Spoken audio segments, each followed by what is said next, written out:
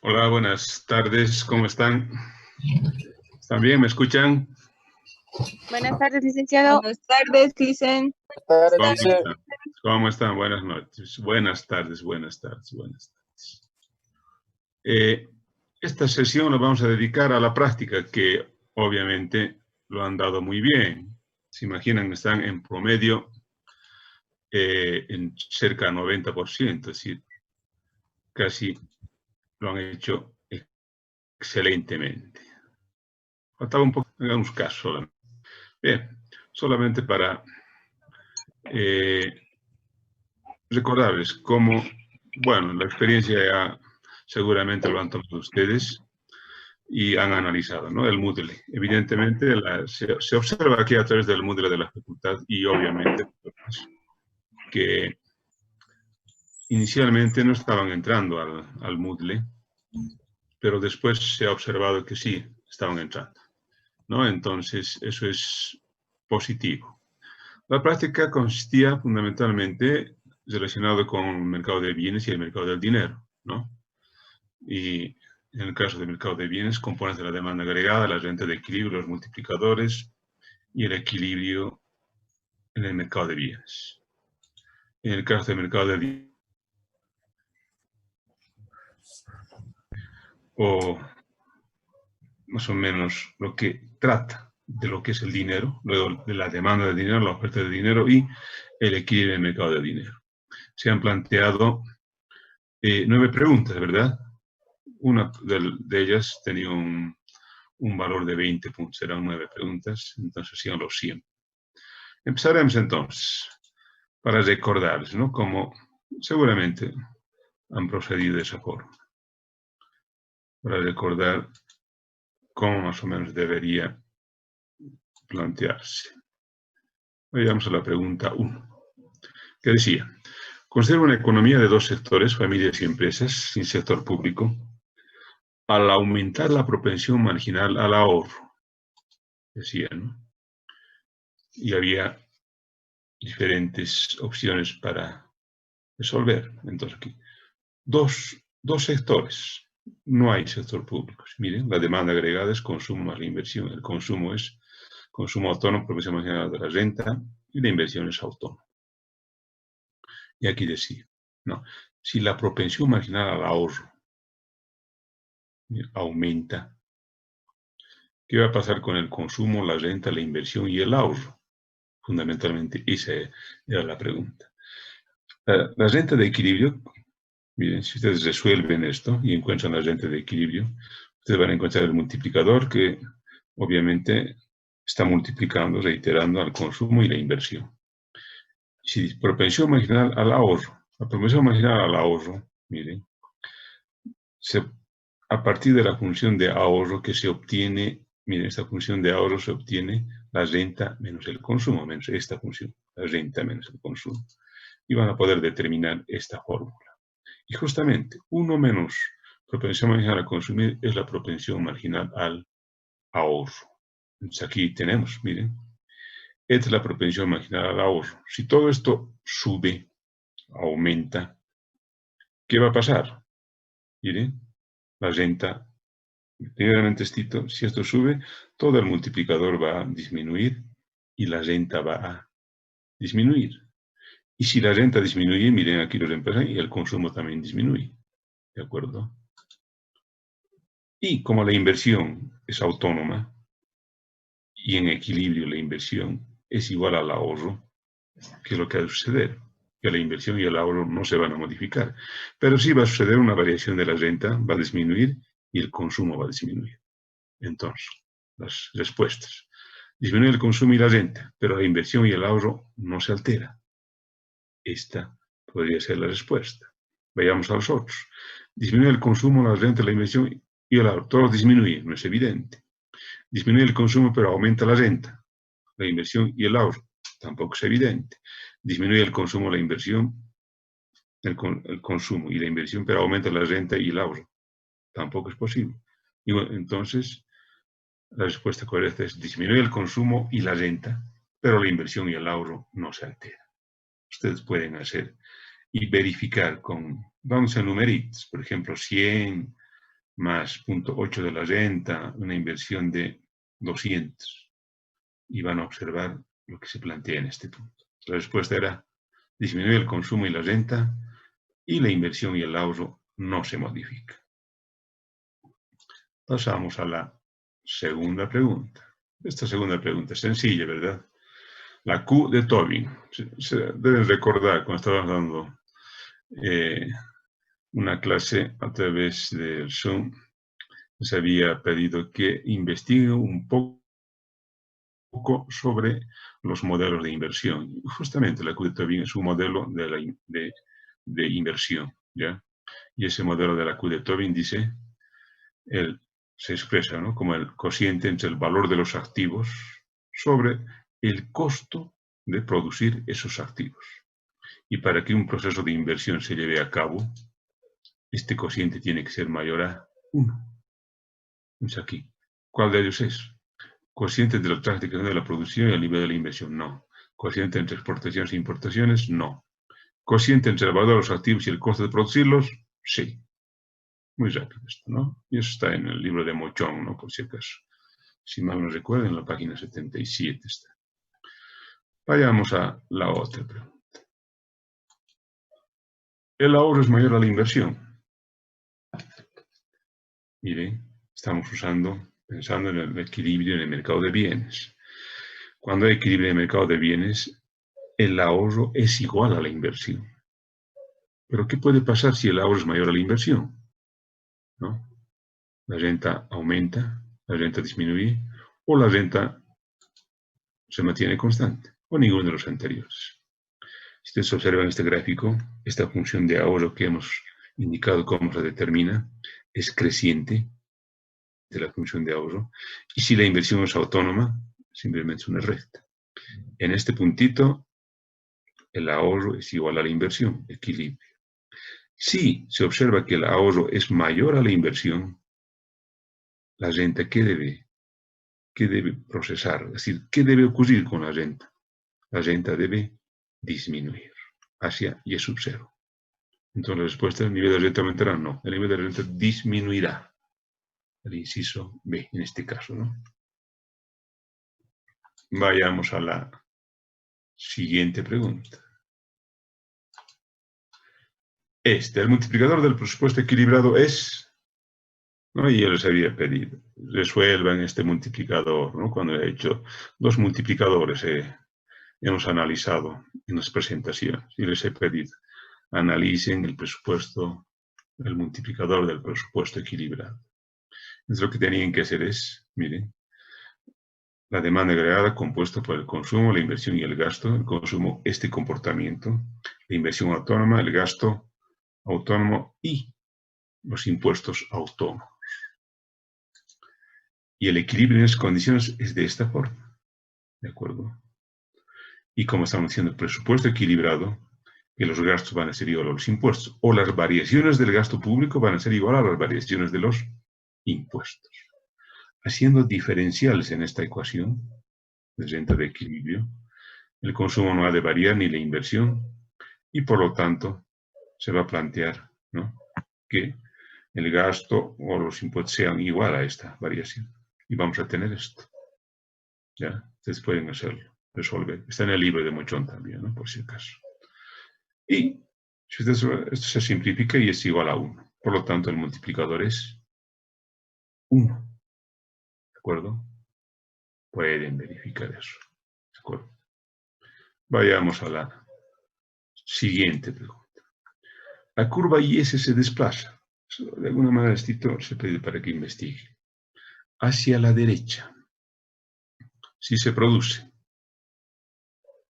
Miren, aquí un incremento en la oferta, una disminución en la oferta no tiene nada que ver con el desplazamiento de la curva IS. Entonces, solamente la respuesta está en disminución del gasto o disminución de los impuestos. Si esta es la curva IS, se va a desplazar a la derecha. ¿Cuánto? Cuando disminuyen los gastos, no. Si disminuyen los gastos, se desplaza a la izquierda. Una disminución de los impuestos, miren, una disminución de los impuestos hace que el consumo aumente. Y si el consumo aumenta, aumenta la demanda agregada y Si aumenta la demanda agregada, la producción va a aumentar y obviamente la curva Y se va a desplazar a la derecha. Entonces la respuesta es una disminución de los impuestos. Vayamos a la siguiente pregunta.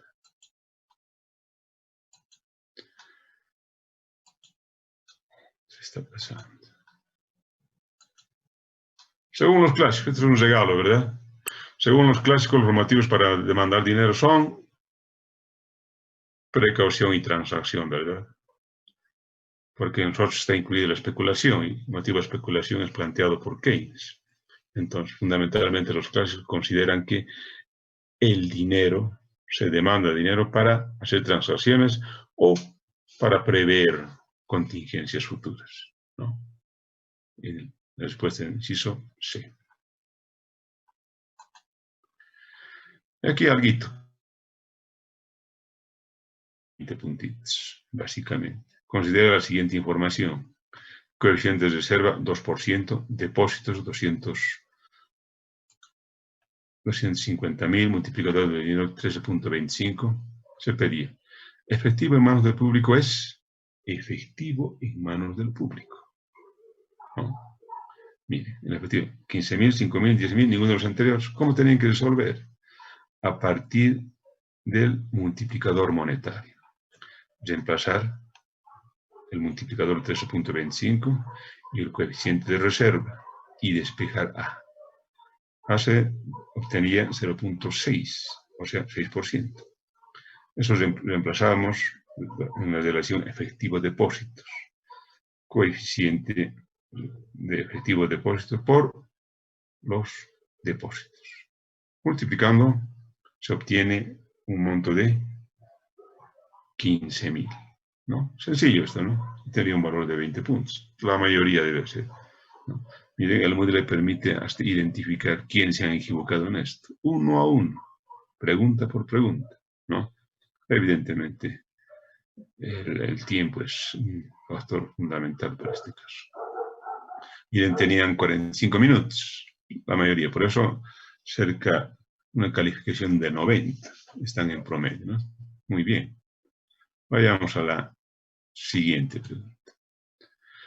La pregunta 8.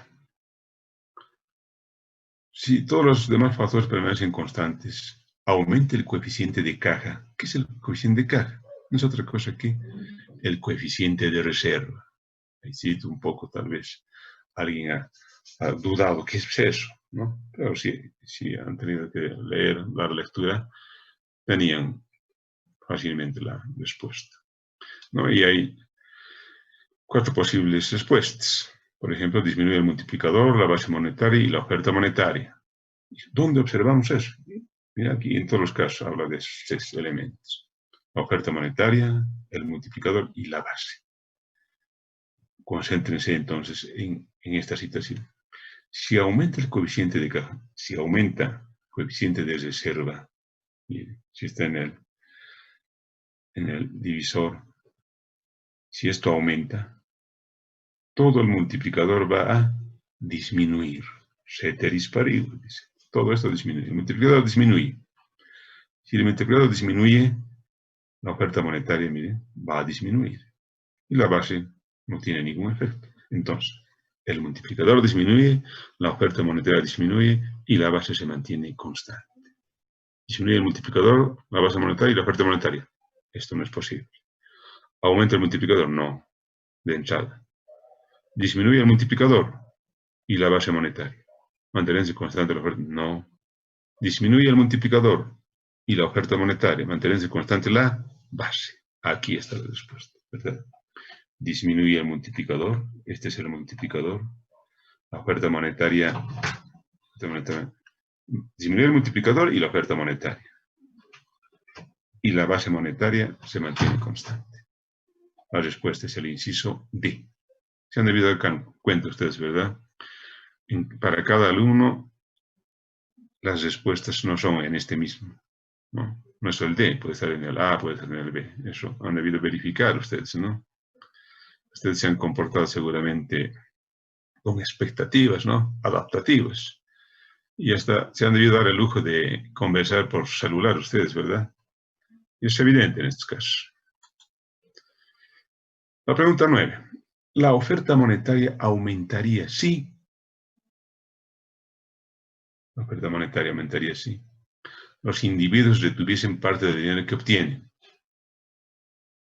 Miren aquí, deben recordar un poco los instrumentos de la política monetaria. La tasa de descuento, operaciones de mercado abierto y el coeficiente de reserva. Los individuos retuviesen parte del dinero que obtienen, o siguen en circulación. Las personas e instituciones no tomasen dinero prestado. Más bien con eso se reduciría. Los bancos redujesen la cantidad de dinero que mantienen en forma de reserva. Si reducen, ¿no?, el coeficiente de reserva, ¿no?, entonces van a menos reservas van a tener y eso va a expandir la oferta monetaria. Las respuestas entonces, sí, reducen la cantidad de reservas, reduciendo obviamente su coeficiente de reserva. Y listo. Esas son las 9 preguntas. Y había una pregunta con un valor de 20 puntos. Muy bien. Hasta aquí yo creo que lo han hecho bien ustedes. El tiempo, a ver, coméntenme, ¿estaba bien, estaba mal, faltaba? No creo que faltaba, ¿no? Para tener un promedio cerca del 90% de calificación en promedio general. Entonces, creo que el tiempo era mucho, ¿verdad? A ver, coméntenme cuál es su comentario de esta primera práctica por este medio, porque deben recordar que la primera práctica en forma presencial lo hemos hecho de variables macroeconómicas y de índice de precio al consumidor, del factor del PIB, etcétera, ¿verdad? Esa era la primera práctica. Y me han entregado una practiquita y yo se los he hecho conocer sus calificaciones. Eso está nomás en que más adelante vamos a tomar en cuenta. Muy bien. ¿Alguna pregunta, alguna duda sobre la forma, cómo se ha procedido? ¿Algunos han tenido dificultad? No. No. Y han entrado un buen porcentaje de los alumnos. Bien. ¿Alguna pregunta, alguna duda? Nada. Todo estaba bien entonces.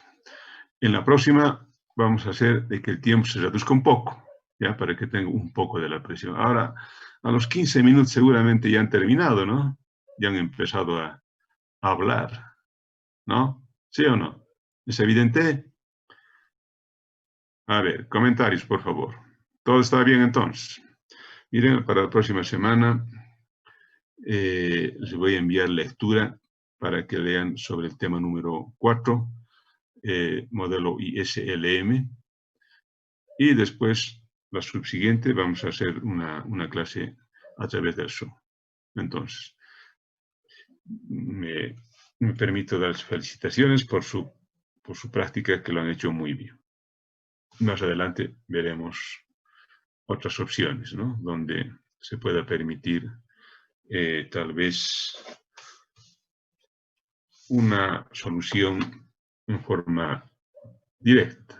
Les envío y me lo envían ustedes por una fotografía, ¿no?, por celular de su practiquita, ¿no? Yo voy a calificar uno, ya, pero en su momento, al rato. ¿De acuerdo? Muy bien. ¿Alguna pregunta, alguna duda?